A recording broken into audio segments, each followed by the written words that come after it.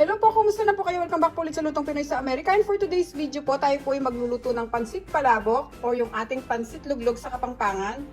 Meron po akong sikreto sa pansit palabok ng mga Kapampangan para po mas maging masarap po, lalo na po yung sauce niya. Ituturo ko po ngayon sa inyo. So ito po yung first step na kailangan natin para po sa ating meat na ipang-toppings natin sa ating palabok mamaya.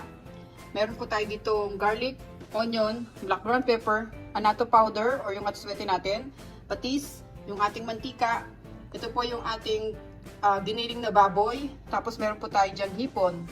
At para naman po sa ating sauce, kakailanganin po natin ng all-purpose flour, lalagyan po natin siya ng tubig para i-dissolve natin. Tapos meron po tayo ditong black brown pepper, kalahati po ng 4 cube, tapos meron tayo ditong patis.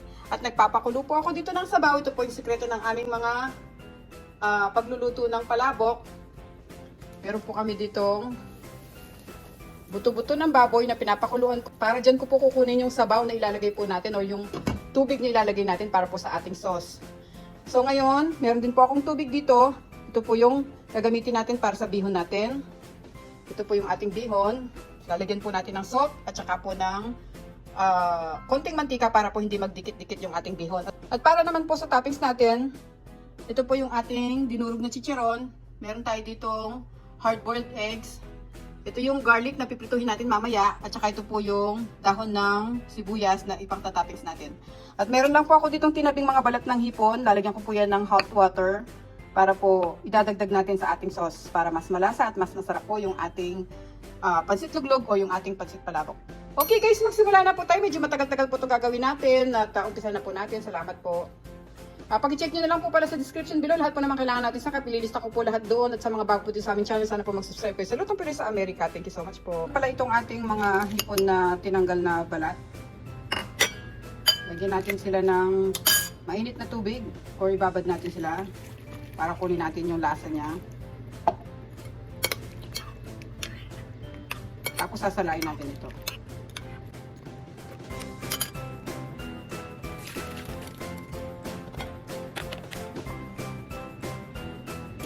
Yan. Itatabi muna natin to kasi gagamitin natin siya mamaya. So unahin muna natin yung ating bihon. Buksan natin tong ating tubig. Medyo malapit na siyang kumulo. Lagyan lang natin ng konting asin. Tsaka ng konting mantika. Mga 1 teaspoon. Tapos hintayin natin kumulo yan. Ilalagay natin yung bihon natin.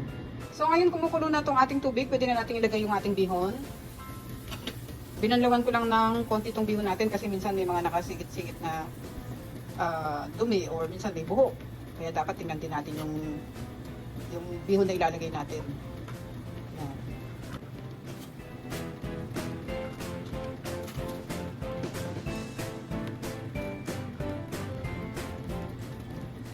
Hintayin lang natin maluto itong bihon natin, pero huwag naman yung sobra-sobra para hindi siya malata.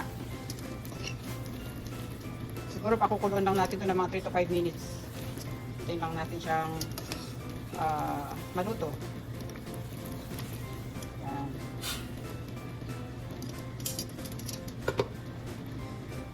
Ngayon check natin ang bihon natin, pwede natin siyang kurutin sa ating daliri. Yan. Pag napuputol na siya at hindi na siya matigas, pwede na yan. Patayin na natin yung stove. At isasalin natin siya sa ating strainer para tanggalin natin siya sa tubig.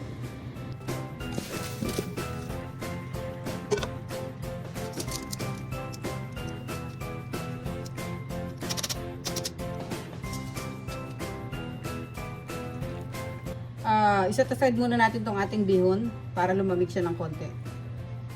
Ngayon para sa ating susunod na gagawin, prituhin na natin yung ating bawang.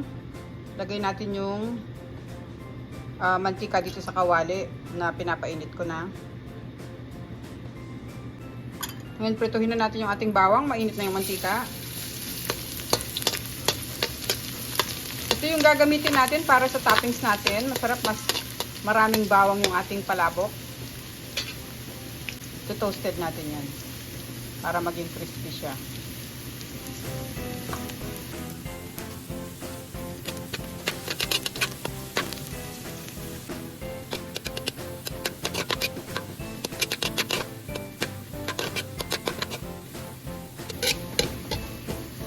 na itong ating garlic, pwede na natin silang tanggalin dito.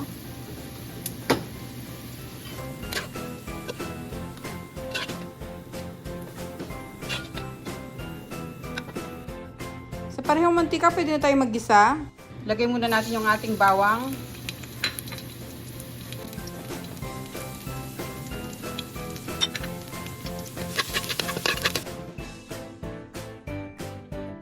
At ngayon, susunod natin itong ating sibuyas.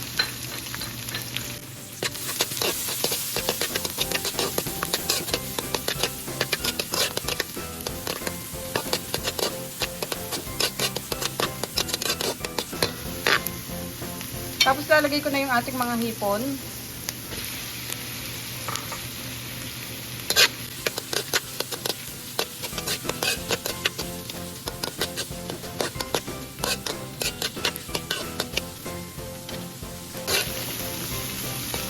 Yung orange lang natin itong mga hipon natin, tapos set aside natin sila.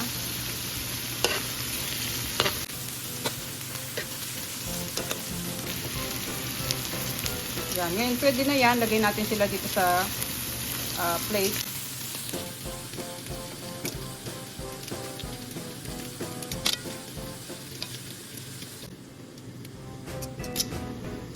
So, ngayon, susunod naman natin ilalagay yung ating pork.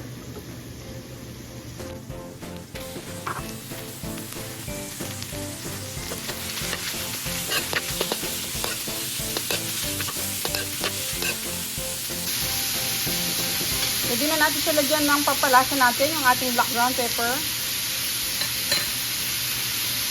Lagyan muna natin ng patis. Lagyan natin para maluto yung ating pork.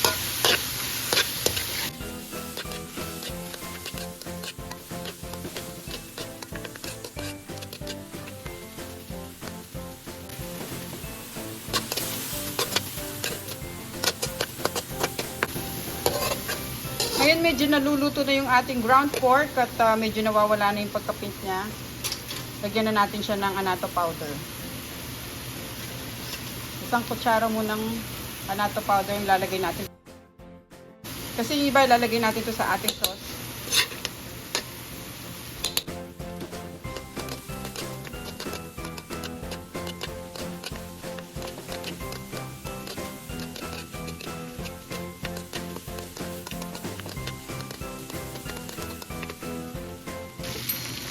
Ngayon, luto na itong ating pork. Pwede na natin siyang ilagay dito sa ating plate. Set aside muna natin yung kalahati nito. Pang toppings natin mamaya sa palabok natin.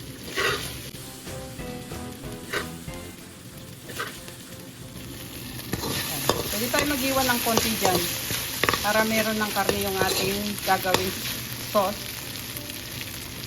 So, ito isasama natin doon sa hipon natin, set aside din natin. Hindi na natin umpisahan yung ating sauce. Lagyan na natin yung kinuha nating tubig kanina doon sa mga balat ng hipon. Lagay natin dito. Ang dagdag ng flavor. Tapos kukuha ulit tayo dito sa pinapakulo nating buto-buto kanina.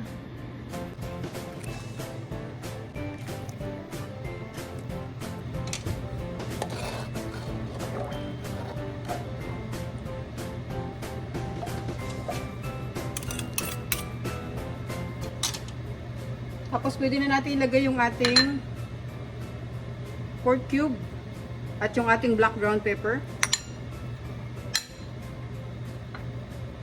Tapos dagdagan pa natin ng konting patis. Haluin muna natin.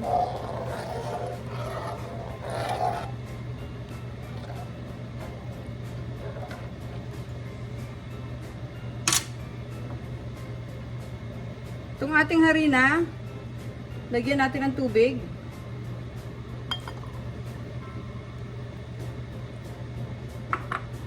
Tutunawin natin to. Ngayon lalagyan na rin natin ulit siya ng annatto powder para pandagdag sa kulay.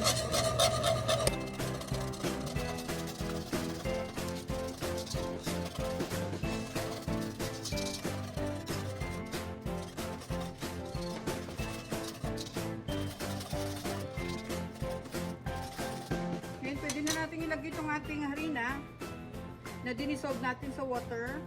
Pero pag nilagay natin to guys, kailangan huwag tayong titigil sa paghahalo kasi kapag tinigilan natin, magbubuo-buo yung sauce natin. Tikman muna natin kung okay na yung lasa niya o kailangan pa magdagdag ng pating patis.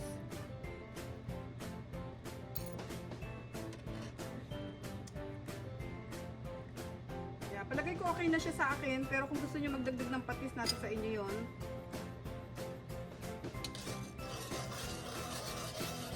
Buhos na natin to. Dahan-dahan lang guys, at huwag natin titigilan sa paghahalo para hindi siya magbubuo. At pwede tayo magdagdag ng sabaw kung kukulangin yung ating sauce. Pwede pa tayo magdagdag ng pinagpakuluan nating buto-buto kanina.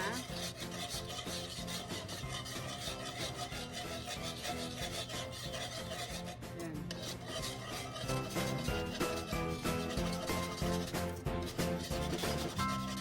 Tama na muna yun.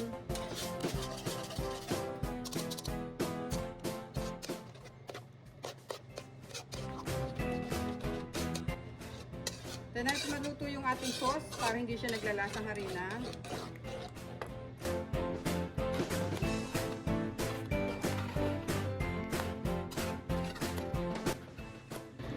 Pag ganito na yung texture niya guys, yan, luto na yan. Pwede na natin siyang i-off.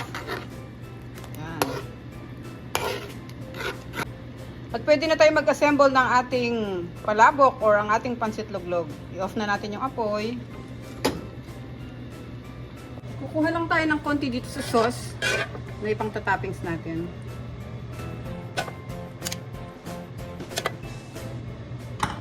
Tapos pwede na natin ilagay yung dinom natin.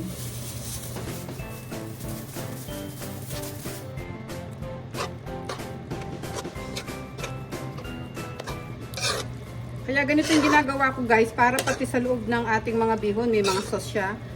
Hindi yung minsan kasi yung palabok sa labas lang may sauce tapos sa loob wala.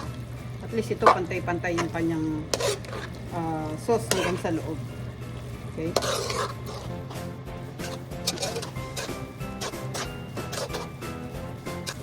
Yan.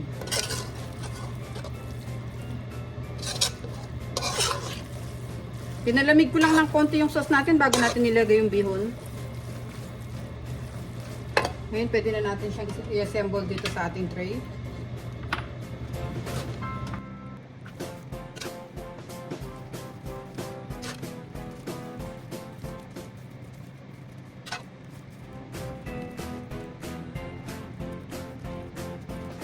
Kunin natin itong hiniwalay nating sauce.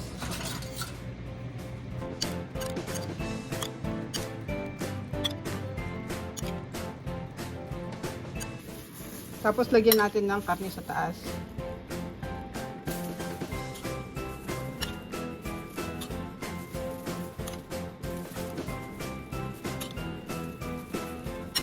Lagyan na natin siya ng chicharon tapos ng karne.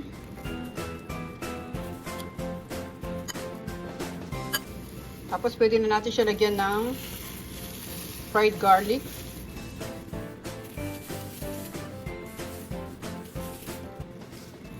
Sunod natin yung ating mga itlog.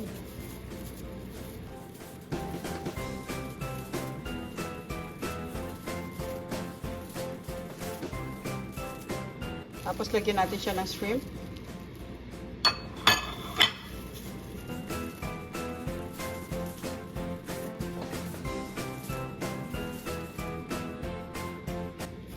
Lagyan na rin natin siya ng dahon ng sibuyas.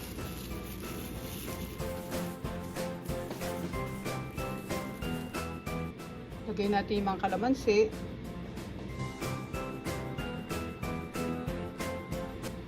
Yan.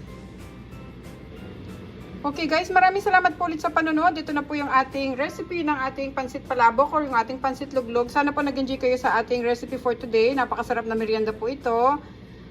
Ingat po tayong lahat guys. God bless po. Sana po subukan nyo itong recipe ko ng aking pansit palabok or pansit luglog. Thank you so much guys. Pwede pa natin siyang dagdagan ng maraming chicharon at saka maraming bawang na pinirito. Okay? Sana nag-enjoy kayo. Maraming salamat po. Ingat po tayong lahat. God bless.